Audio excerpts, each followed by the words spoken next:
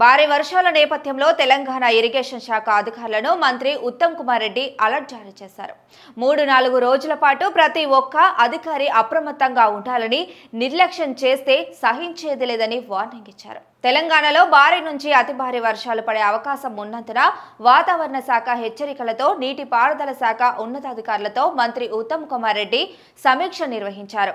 జిల్లాలోని నీటిపారుదల శాఖ అధికారులతోనూ వీడియో కాన్ఫరెన్స్ లో మాట్లాడారు. ఈ రివ్యూ మీట్ లో నీటిపారుదల శాఖ ప్రిన్సిపల్ సెక్రటరీ రాహుల్ బొజ్జా, ప్రత్యేక కార్యదర్శి ప్రశాంత్ పాటిల్ తో పాటు ఈఎన్సీలు, సిఈలు, ఈఈలతో పాటు పలువురు నీటిపారుదల శాఖ అధికారులు పాల్గొన్నారు. ఈ సందర్భంగా నీటిపారుదల శాఖ అధికారులకు కీలక ఆదేశాలు ఇచ్చారు మంత్రి ఉత్తమ్ కుమార్ రెడ్డి. 4-5 రోజుల పాటు అధికారులు అత్యంత అప్రమత్తంగా ఉండాలని స్పష్టం చేశారు.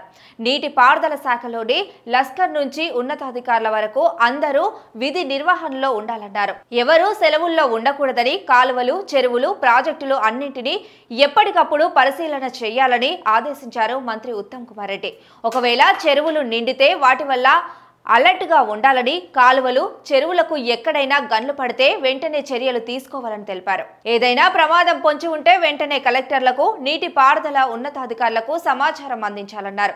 అదే సమయంలో తెలంగాణలోని ప్రాజెక్టులు, చెరువులు, కాలువల పరిస్థితిని అడిగి తెలుసుకున్నారు. కృష్ణా, గోదావరి నదులు, ఉపనదుల ఇన్ఫ్లో, అవుట్ఫ్లో వివరాలతో పాటు ప్రాజెక్టుల నీటి మట్టాలకు సంబంధించిన వివరాలను మంత్రి ఉత్తమ్ కుమార్ రెడ్డి ఆరా తీశారు.